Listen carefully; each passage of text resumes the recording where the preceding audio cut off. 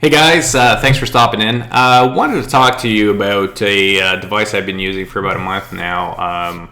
It's called Mojio, and what it does, it basically plugs into your OBD-II port in your vehicle. Every vehicle has got one, and will download that information and then share that with you, so you can see stuff like fuel efficiency, air codes, battery. Location of vehicle, all that jazz. Basically, it comes in a box with instructions, and that's pretty much it. You then go online, you register your vehicle, and that information gets sent into your Mojio. I did encounter some problems initially. One thing I'll tell you right off the bat, if you end up getting this product, do not unplug it once you plug it back in.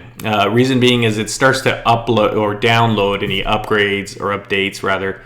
And if you interrupt that process, it's a pain in the butt. It took me a couple days working with support just to get that rectified. In addition to that, because it works off of 3G, so there is a SIM card in that. Parking underground, anything really that would affect your phone on 3G is going to affect this device. So if you park underground, you're going to lose communication with the device. I had issues even parking in my garage, to be perfectly honest with you. I have perfect coverage in my garage just on my cell phone, and I've had actually the same plan or same company before, same wireless provider before, and for whatever reason, the Mojio had some issues, getting that signal. So I had to work with their support team for probably 2 weeks to get this rectified. They ended up sending me an extension cord, which is, it's great. Look, they were really good for the 2 weeks. These guys, one of the guys would email me on the weekend, so I have to give them top marks for their customer service. But when you get a product home, you just kind of want to plug it in and the thing works. I understand sometimes there's some technical kind of workarounds, but to just go 2 weeks without really being able to use it was kind of a bummer. Like I said, they sent me an extension, so from your OBD-II port that plugs into Mojio, but now it's kind of just it's out there on the floor in my car until I can figure out a place to kind of hide it, tuck it away, which I'm not exactly sure what I'm going to do unless I lift up the carpet. So it is what it is. It's like I said, you basically go in, you log on, and put your vehicle information in. It works with vehicles that are 1996 and newer. So a lot of the older vehicles, they really didn't, give you any information. So that would be definitely useful. Nowadays, though, a lot of vehicles will provide you a lot of the information Mojio is providing you. One of the things that's different between this device and some of its competitors is that Mojio, like I said, works off of 3G, so it works off of a cellular network, whereas a lot of the other devices are working off of Bluetooth. So once you kind of move away from your vehicle with the Bluetooth, you lose that information when you get back. It uploads that information to your vehicle once you turn it on. But of course, that also means that the Mojio is going to have some kind of monthly payment after a certain period of time. So the $169 that I believe it costs for in Canada, it's $169. Part of that cost is the free 1-year service that you get with here they use TELUS. But you get 1 year no cost, but again, you are paying for it in a roundabout way. So for the product, you're probably paying about $100. And then the second year, as it states right there, you're paying $6.99 a month moving forward. And that could be a negative for people that really don't want to do that, as opposed to, again, the Bluetooth. Another positive of the Bluetooth, though, is if somebody was to take your car or towed, by take I mean stolen, or towed or something like that, or the kids are out for a drive with the vehicle, you're always going to know where that vehicle is, again, unless they go into a dead zone at some point. Mojio basically comes with 3 applications that were developed in-house, work on iOS and on Android. The applications are the Mojio Cloak, the Gauge, and the Track. One of the downfalls I've found so far is there's really no developers making anything else for Mojio outside of that, or anything interesting anyway.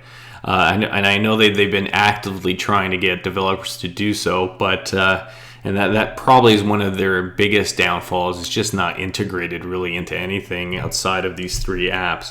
So I'll open up the Mojio Cloak here, and you can get a map of your location. It'll basically tell you fuel efficiency, average speed, average RPMs, how many kilometers, your fuel level, which is actually kind of useful, really. Engine health, really what that is if you have any faults coming through. And again, a lot of those faults you would have picked up on a newer vehicle. It does tell you any recalls as well. It would be nice if that just kind of disappeared after a while, but I cannot for the life of me get it to disappear, even though they've been rectified in the past. Battery. In terms of the battery, you might be thinking, well, if it's on all the time, it's going to be draining my battery. I haven't come across that. My battery's been perfectly fine, and from reports I've heard, it has never been an issue for most people. The device goes into a sleep mode, and so it barely uses any kind of juice during that time. And it tells you basically when your next service date is as well. The Mojio Cloak is a device that you can activate to if somebody. So back to what we were saying before, if somebody was to basically take your car, you could track it down. But another thing you could do is you can activate the cloaking system on it, as they call it, and anywhere the vehicle goes now, so outside of that circle, you'll get a notification saying your vehicle is moved, which is quite handy, really, when you think about it. Go ahead and deactivate that. And then there's the Mojio Trek, which basically breaks down kind of a cost on your trips.